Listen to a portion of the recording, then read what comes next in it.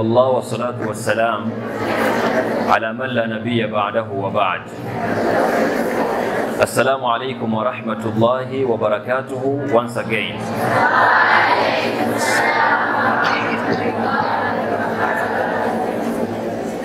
Olwaleero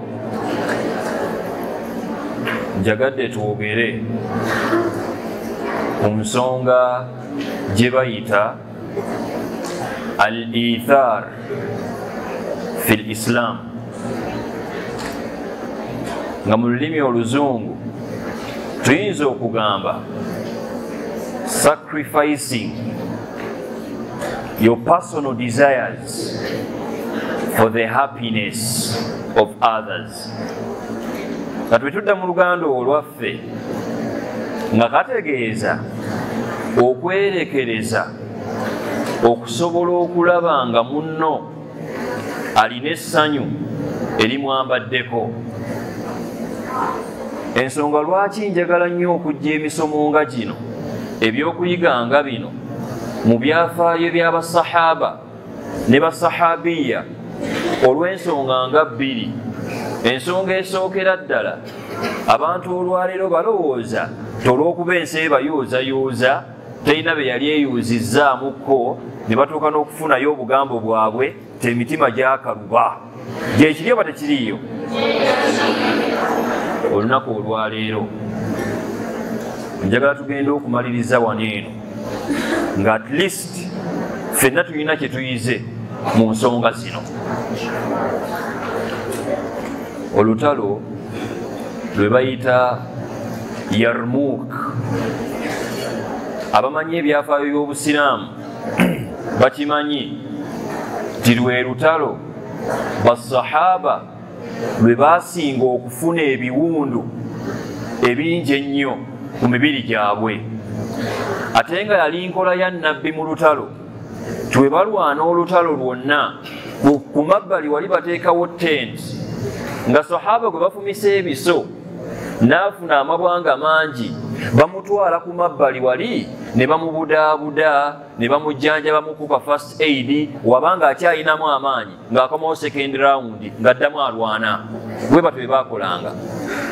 Ate nga abayivu abamanyi ebyobusawo bakimanyi nti omuntu yenna bw'abanga amabwa alina mangi, ebisago alina bingi ku mubiri, abasawo bamugamba ennyonta emulumira kumuukumu, aba ayagala okunywa amazzi.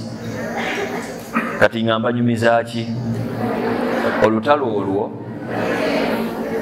lwalimu ekikolwa eky'abasajja basatu abajjayo omulamwa gwe njagala twogereko olwaleero. Anti no kyekyaliwo. Abasajja abasatu benjogerako basahaba, omu baali bamuyita Al-Harith ibn Hisham, owookubiri nabagamba mutambulenga ne peeni, obuntu buno obuwandiikenga ogenda okubunyumiza eyo ng'obagamba saabijja kabalaza hadiisi ya nabbi gy'okola ki? Gy'onyumya.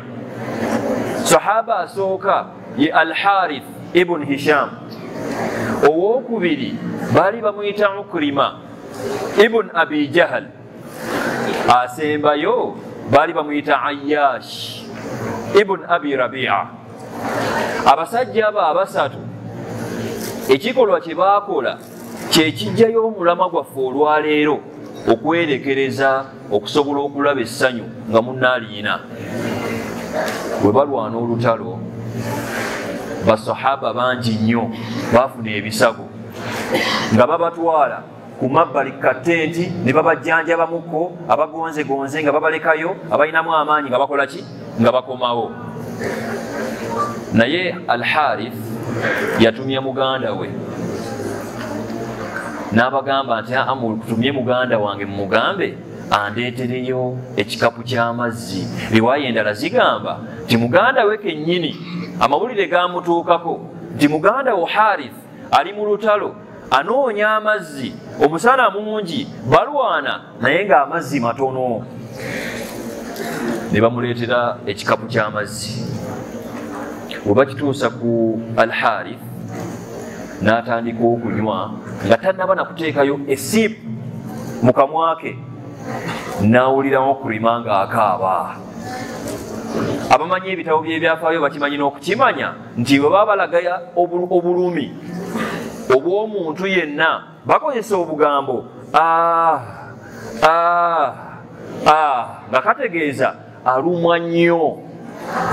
Muganda wa Harithi amubuuza ti atashrabu hadha, amazzi gano ogenda kuganywa? Harithi amugamba nti ngenda kuganywa naye sikisobola kuganywa hatta tusqiyahu, okujjako ng'omaze okugawa.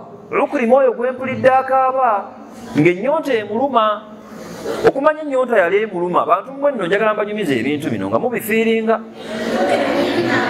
Okumanya ennyonta yali emuluma n'amaanyi agoogera yali tagalina. Lamma su'ila, we baamubuuza, ashara birasihi, yamuddamu na feesi ye nti yes, njagala amazzi. N'avaamu ka statement, lan ashrabahu, sigenda kuganywa hatta tusqiyahu minhu awalan, siina mazzi ge ngenda kunywa muganda wange okujjako ng'omaze kutereeza oyo Ukrima gwempulidde akaaba oyo.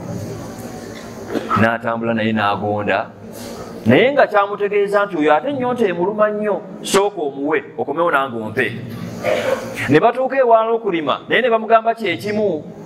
N'amugamba nti atashrabu hadha, nywa mangu ntwalire muganda wange anywe.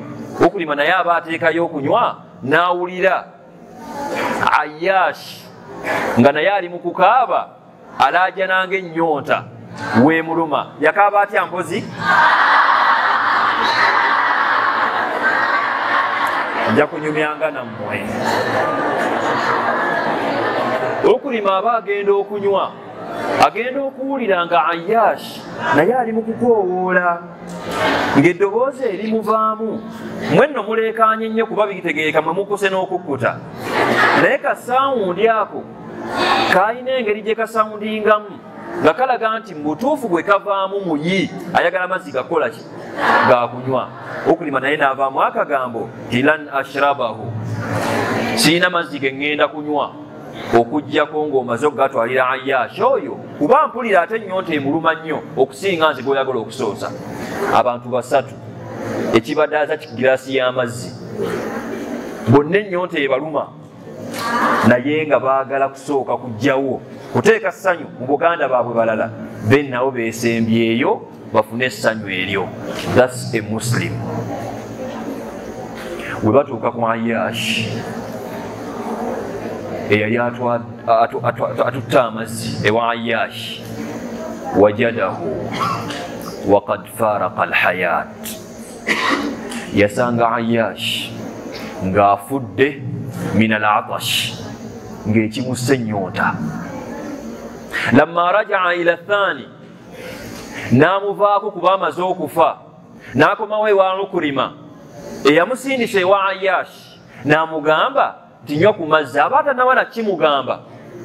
Wajadahu waqad faraqa alhayat, naye yamusanga afudde. Wamaata min al'atash, nga ennyonta yemusse. N'agamba kale kaŋŋende ewa muganda wange yatandise ebintu bino ebyokwemamaaza, muwa amazzi musimala tunsonka empewo mulala. Harithi we yatuuka ewa Harithi, wajadahu wahuwa mayyit, yamusanga naye afudde. Kati we nkubuuza ekibuuzo nti baafiira ki? Ensonga eri emu gye njagala mumanyi olwaleero, wallahu alazim, byonna mubikole naye tojja kwenkanankana muntu asacrificing essanyu lye ayagala okukulaba gwe ng'osimayiringa. Wallahu alazim, tosobola mwenkana, tolaba nga mwepankapanka, naye tosobola kwenkana muntu akoze kikolwa ng'ekyo ng'ayagala kulaba ssanyu liri muganda we musiraamu. Abo basajja abasatu basahaba ekyabatta al-ithar, yalinga alowooza nti ye ali bulungi, naye munne naye ennyonta emuluma, n'agamba nnyinza okunywa wano nenzija mumalirawo, ate nga ye muyi nnyo. Kumbe gye baakomanga okwongerayo nga bwe buyi, bonna ne bafa, naye ng'ekigendererwa kyabwe kwagala kusanyusa baganda baabwe. Interview ekyo mukiyiga okuva olwaleero. Mbadde njagadde nakoma ku ekyo naye ne kino kankibawe.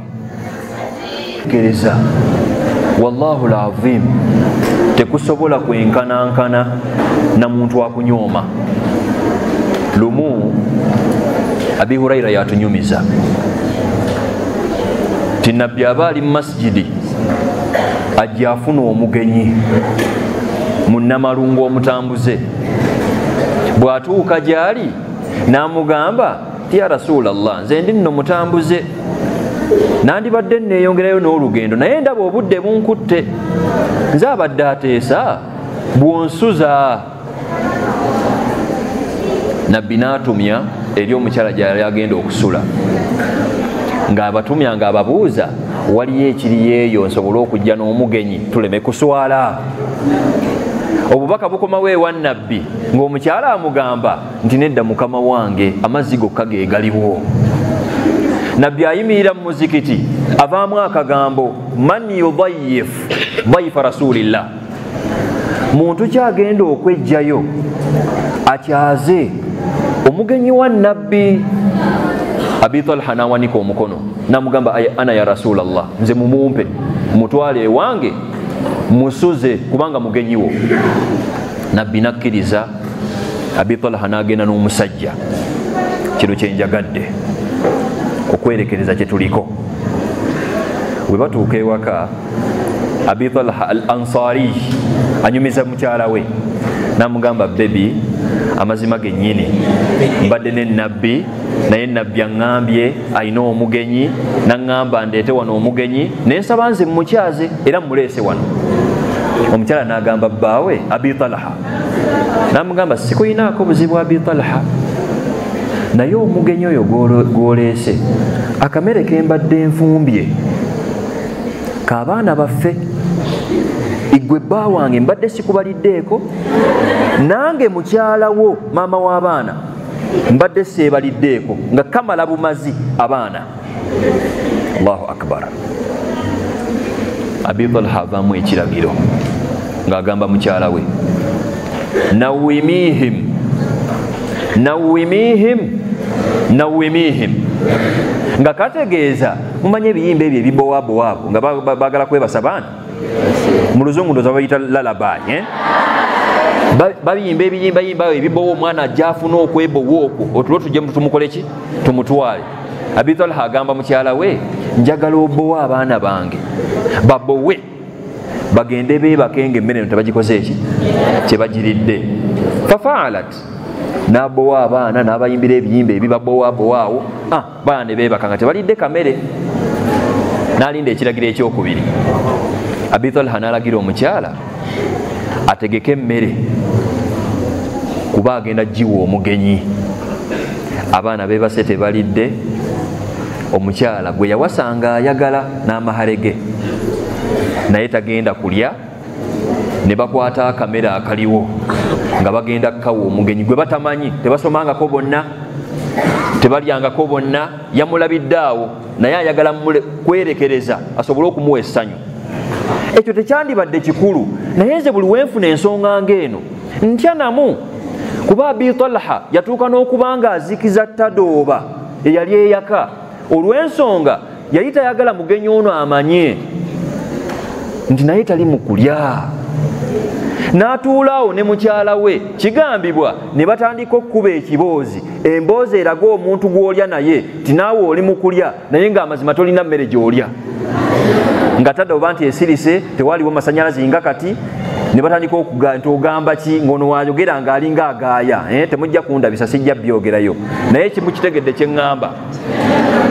Abi Talha n'akikola, omugenyi n'alya emmere n'akkuta dhannan nga yalowooza tibali ku mmere bonna bakola ki balya. N'amala okulya ne yeebaka ku makya. Bwe batuuka ku makya, Jibriiru nga yassedde ewa nabbi nga tebanaanatuukayo ku fajiri, neetegeeza nabbi nti omusajja gwe bayita Abi Talha al Ansari ne mukyala we balina ekikolwa kye baakoze. Allah yasanyuse nnyo. Mu riwaaya endala kigambibwa nti Allah yasimayiringa olw'ekikolwa ekyo. naye gwe omanyi simayiro ya Katonda. Ate Allah asimayiringa n'obuuza oba oli wamujja n'oba oli wa muliro. Ekyo kisoboka ekyo? Oba oliko obuzibu obuuza ekibuuzo ng'ekyo. Abi Talha akwata omugenyi amuzzaayo ewa nabbi ku fajiri. Nabbi agamba Abi Talha ti'ajaba rabbukuma min fi'alikuma. Allah wammwe yasanyuse nnyo olusanyuko olw'amaanyi olw'ekikolwa kye mwakoze.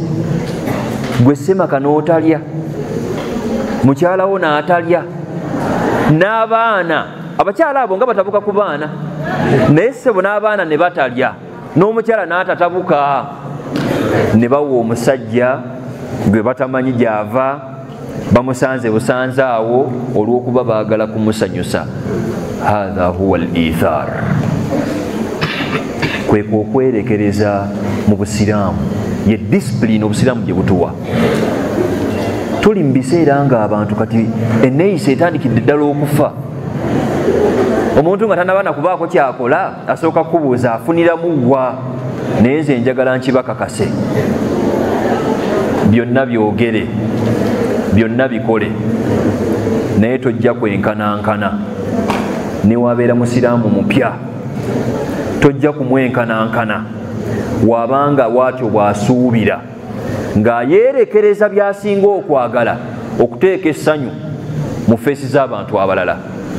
Y'ensonga lwaki Allah mukaddaako kennyini nassa ebigambo mu Qur'ani mu suratul Hashr, a'udhu billahi minash shaitanir rajim, wa yu'thiruna ala anfusihim walau kana bihim khasasa. Abantu beerekereza ne batakulembeza kye baagala bo nga bo, naye ne bakulembeza ekisanyusa abantu abalala. Abantu ng'abo bankizo mu maaso ga Allah. Tosobola kwenkana muntu ng'oyo. Gwe muzaddewo n'agaana okugula akamotoka akaliko, mbu gwe ssebo jje wano otuule wansi bakuyigirize bounceni baana. Aba yerekereza aba tayerekereza? Gw'olowooza muzaddewo talina byakkola kuleka kasente ako akateeke buteesi wano mbobeere wano odigide budigizi, talina byakkola mbwe. Era bukeere ku makya naawe oleme kumanya kintu ng'ekyo. Abantu ng'abo bonna si muzadde nno yekka, nammwe mikwano gyammwe mwemanyi. Olinawo mukwano gwo nga naawe okimanyi alina bye yeerekereza olw'essanyu ly'oggwe, naye olw'emputtu olw'okwewunzawunza n'okimma amazzi ekyo n'ogamba afutalo abantu abalala babikola atuggyeko naye olugezigezi, ye ggwe eyakasooka, ye yakasooka.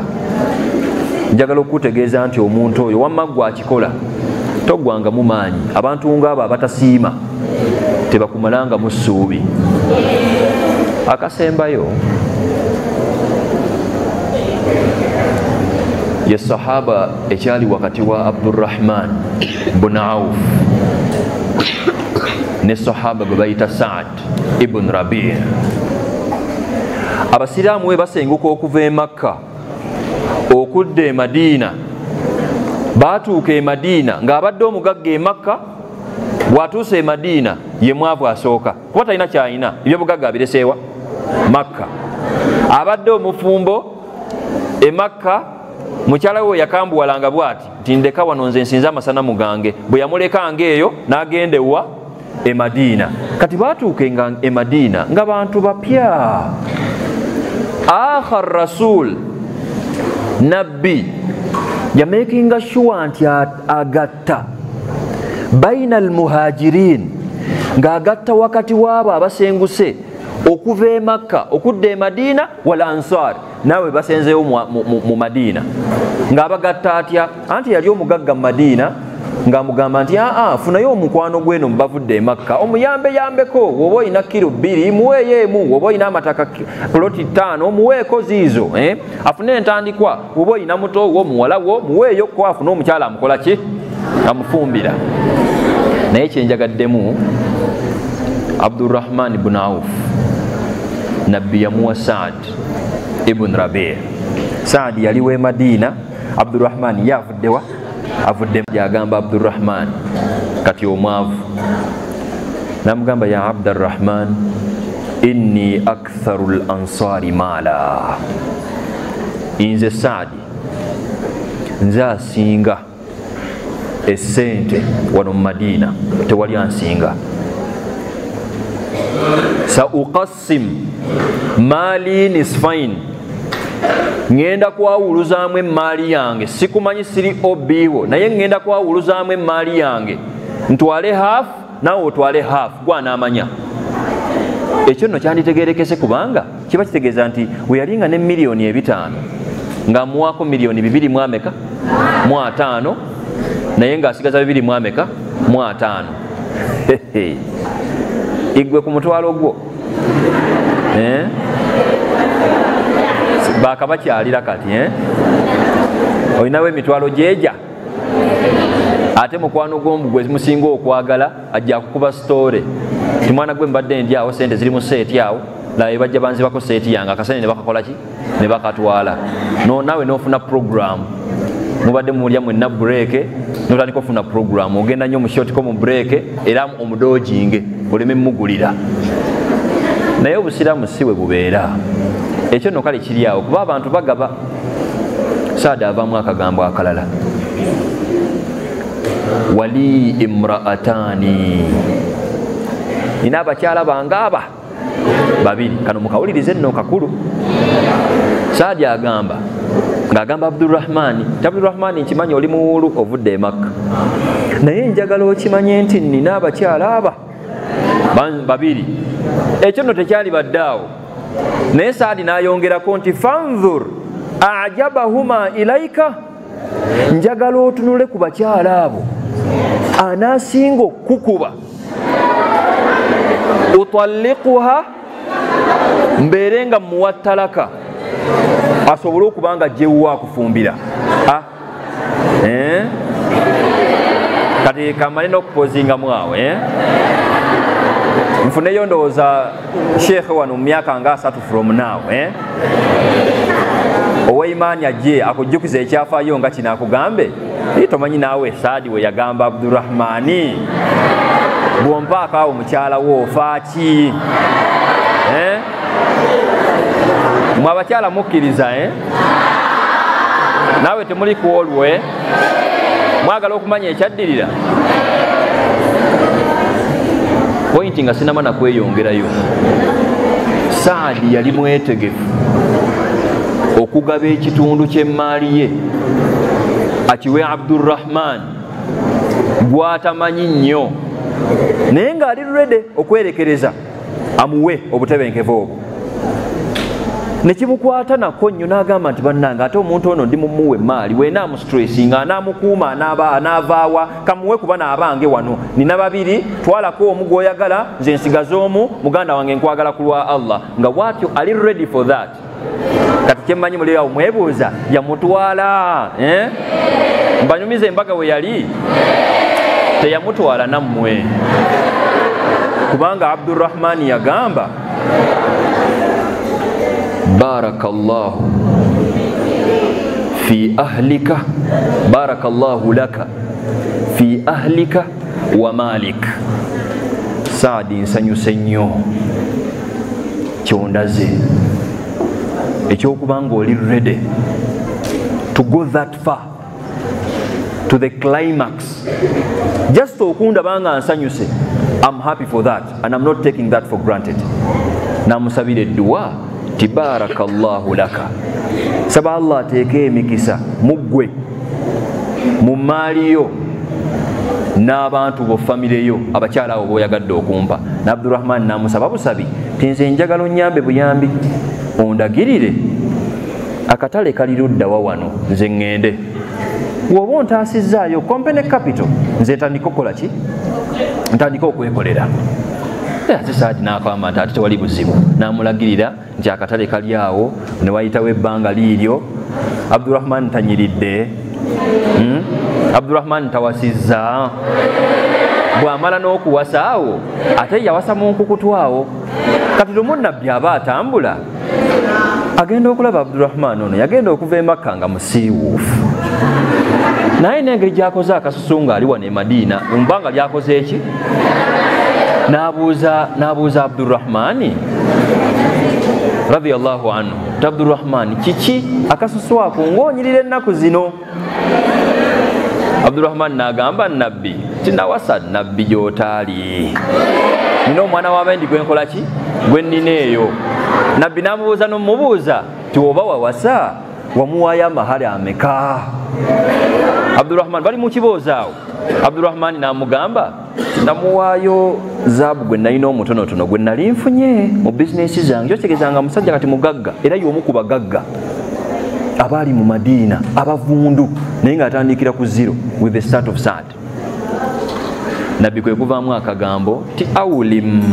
walau bishatin Abdurrahmani naawe bw'obanga wafuna omukyala nga onyirira bw'otyo embeera eteredde kolayo akabaga osaleyo embuzi awo tulye mu kyomo otuyite tukole ki tulye mu kyomo naye kyenjagaddemu please take note of this tufeeyo nnyo okwerekereza saadi wabanga that was the level gye yateekawo gwe mukwano gwoyo gwe mwefera naye mbu mweyagala nnyo what the best color her best color his best color is my best color we enjoy the most food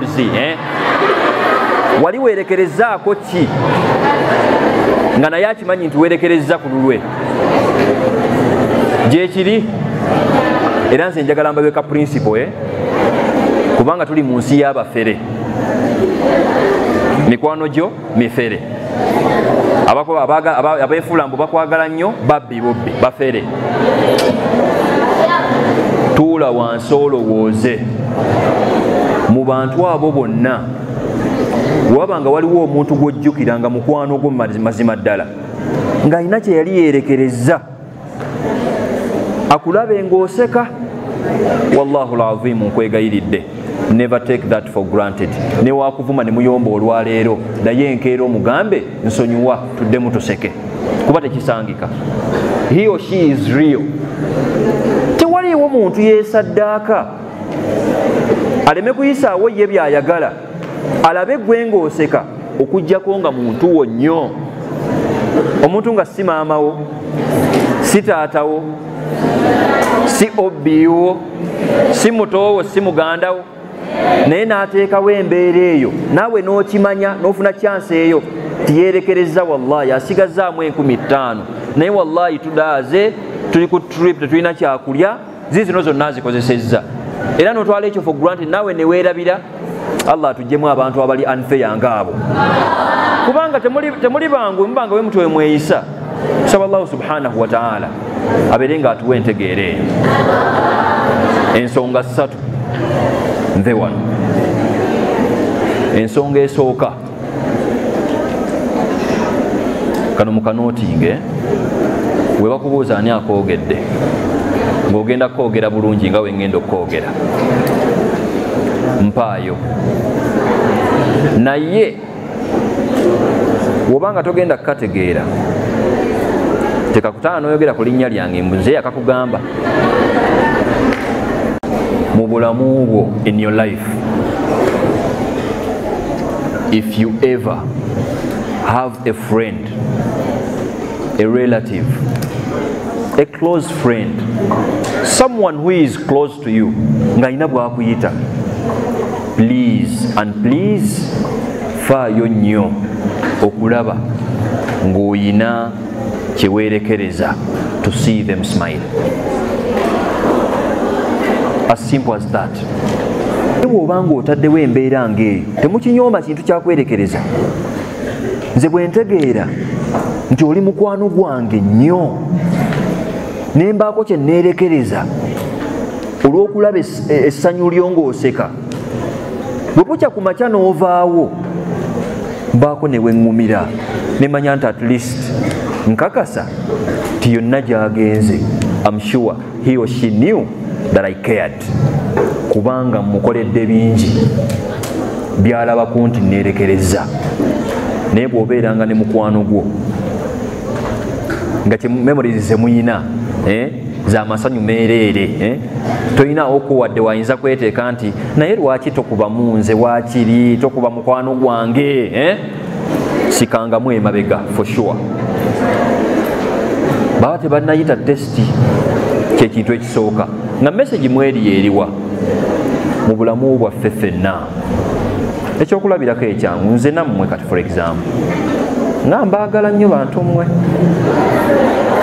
naye wallahi tomanyi toca gye nnyinza kuba nayo nempulira nga shafi ono Sudaisi yatajja kunyiiga ndowooza naye mwenna temujja kunyiiga nempulira nga for example Sudaisi afudde naye nga wallahi mu memories zaffe siinaayo wadde kalaga nti ninake nali neerekereza okulaba Sudaisi ng'aseka ekyo mukitwale nga kikulu atannakitegeera consult from someone who has ever lost someone ask them what they are going through atannaba kukitegeera ng'oli omukubi wa mpaka nze siina budde kuwakana naawe naye linda mukwano gwo wagenda okukufaako linda maama wo wagenda okufa linda taata wo wagenda okufa nga naawe omwana waabwe okimanyi toyina kye wali oleseeyo olw'essanyu lyabwe saba Allah tuwe entegeera eyo ekyokubiri muffe ng'ab'emikwano ekintu ekikyasinza okubuilding omukwano gw'abantu kwe kumanya nti you're calling off your personal interests for the smile on your friend kyosinga okwagala n'osooka n'okyerekereza naye ng'oyagala kulaba mukwano gwo ng'akoze eki ng'asanyuse ekintu ekyo kikulu nnyo era bw'obanga olina mukwano gwo nga ali ku leve eyo yaahe oli wa bbeeyi oyo tomulekanga bwe mutayombangamu olwaleero n'enkya mu bisongasonga ebyekitwawo n'ogamba nti bulijjo simanyi nti nakinanfuusi w'ekityo naye nga yatuuka ku leve eyo please revise your decision they are true and they are sincere kuba tekisangika saba Allah ffenna atuwe ku mikwano ng'egyo tufune ekyokuyiga mu kwerekereza okw'abasahaba babasookawo ebintu bino nze mbibagamba tufunemu ekyokuyiga bwe mutagamba nti banaye anyumya obuntu obunyuma tuba twagala bwagazi mande etuuke tugaye banaye asomesa kuki kati leero mujjengamu ebyokuyiga bantu mmwe nange mba mpulira essanyu bw'obanga toyinaamu katima keerekereza n'okayigira wano n'omanya nti kati gw'oyita mukwano gwo consider okubanga weerekerezaayo ebintu ebimu osobole okubalaba nga bakola ki nga basanyuka saba Allahu subhanahu wa ta'ala abeere nga atuwe entegeera eyo saba Allahu subhanahu wa ta'ala atuwe omukwano ogwo wakati waffe tusaba Allahu subhanahu wa ta'ala abeere nga atuwe entegeera eyo olwaleero n'enkya n'ebbanga lyonna naye nze mbategeeza with experience tokkirizanga muntu kufaako nga tomulaze nti ali valuable gy'oli please remember that ayinza okuba mukwano gwo ayinza okuba nfanfeewo ayinza okuba kambanyumizeyo kasitoola ak'ennaku nina mukwano gwange bino mbibagamba nga mbijja ku kino yafiirwa muzadde we naye nga mu memories zonna talinaamu wadde kajjukira nti yali alaze muzadde we oyo nti amwagala naye omanyi tokya gy'oyinza okubeeramu gw'omulamu kuba oli afudde omanyi tokya gy'obeeramu ng'omuntu abadde okumpi naawe for years akuvuddeko nga tokeerangako ku makya kumukubira ssimu kumugamba nti ekinkubisizza essimu si kukusaba ekinkubisizza essimu si kugamba bizibu byange wabula ekinkubisizza essimu njagala kugamba taata oba maama oba mukwano gwange nkwagala nnyo ku lwa Allah. Please think about that.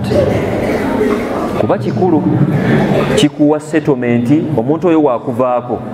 Bino bimwenyiizanyiiza lwakuba muyombyemu olwaleero. Tomanyi lwaki Ali ibn Abi Talib bwe yatuukanga okwebaka nga mumanyi ye waakola? Asonyiwa buli muntu yenna yamunyiizizza, ate waaba yategedde nti yakunyiizizza takukkiriza kwebaka nga tazze kujja kukola ki? Kwetondera. Yategeera. Naye abantu abo abafa balekera abantu abalamu ebirowoozo. Oli n'abeera mu depression for years, for decades, naye nga kivudde ku mukwano gwe yafa eyamufaako, naye nga tajjukirayo kumulaga nti mu butuufu wallahi oli w'amaanyi era nkwagala nnyo. Muwoza biki ze banandaba batya nga ndi awo byakitu ebyo. Mumanyi nabbi we yakolanga? Nabbi yatambulanga eri omuntu yenna gwe yayagalanga n'akimutegeeza. Era lumu yagenda ewa sahaba gwe bayita Muadh n'amugamba nti ya Muadh, owange gwe Muadh, inni la uhibbuk, njagala okimanye nti nkwagala nga gye nkomeza. Naye ng'akigamba musajja munne. Naye kati mwesebo mwakimanya mwakitongoza n'okitongoza. Nti oli buli wagamba I love you onoonya sikaati waali awo aliwa gwagamba, si we kiri? Naye nga yakakya mu Busiraamu, kubanga nabbi yagamba idha ahabba ahadukum sahibahu sallallahu alayhi wasallam, tomu ku mmwe bw'awuliranga ng'ayina omuntu gw'ayagala ng'amazima gennyini, si bino ebyammwe okwagala okwammwe kwe kuliwa. Sigamba okwammwe, ngamba kuno okwagala okwa bulijjo mukwano gwo akubeereddewo. Falyatihi fi manzilihi, nabbi yatuuka n'okugamba kitambula ogende waali, ng'ekitegeeza kyekiriwa. Teekamu effort okugenda eri omuntu amanye nti ekikututteyo si bizibu byo, ekikututteyo si kumusaba, ekikututteyo si lugambo, wabula mumutegeeza inni uhibbuka fillah, okumutegeeza nti amazima gennyini nkwagala muntu gwe. Era njagala okumaliriza darusi ya leero nga mbakubiriza nga nange seereseeyo kano mukawulirize nno nga sinaba nabbalaamira. Tandiikira wano wennyini w'oli. Buli musomesa gw'omanyi nti akusomesa bulungi ebintu bino n'obitegeera, lwaki oleka omusomesa oyo n'akusomesa emyaka 5-4 n'otagenda mugamba nti weebale kunsomesa nga nkwagala masita gwe?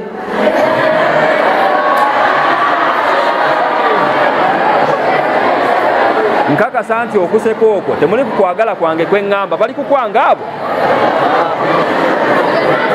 Era ne madamu kyekimu, genda ewa sekkati omugambe naye sekkati bw'abeera metroni, listen, bw'abeera metroni tambula ogendeyo omugamba amazima gennyini metroni otubeereddewo. Era nkwagala ku lwa Allah. Saba Allah subhanahu wa ta'ala ateeka okwagala okwo wakati waffe. Saba Allah subhanahu wa ta'ala abalina ebisungusungu ebyo n'ebitimatima ebyo ebitalina mukwano ogwo Allah gubateekemu. Saba Allah subhanahu wa ta'ala abawe obusobozi mumire ego oyo, mugende mugambe ba metroni, abatokuuma, abasirikale, ba HM, ba principals, ba master, ba madamu bonna ne baseeka mubagambe nga mubagala ku lwaki? Ku lwa Allah. Nange njagala okumaliriza, nze nga Hussein Ali Bulafu, muwulire nno obubaka bwange mbategeeza olwo. Njagala okubagamba ebigambo bino nga nkakasa nti siri mulalu, era nammwe nga yemulaba tewali ankase. Njagala okubategeeza baseeka abali wano ne basekati abali wano, era emunaabuzeeyo n'abataliwo mu masjidi endala mubategeezanga nti Seeka Hussein Bulafu agambye atwagala nnyo ku lwa Allah. ate wemuba mwasoma reported speech kamugambe nga wenkagambye nti seeka agambye nti he loves us for the sake of Allah.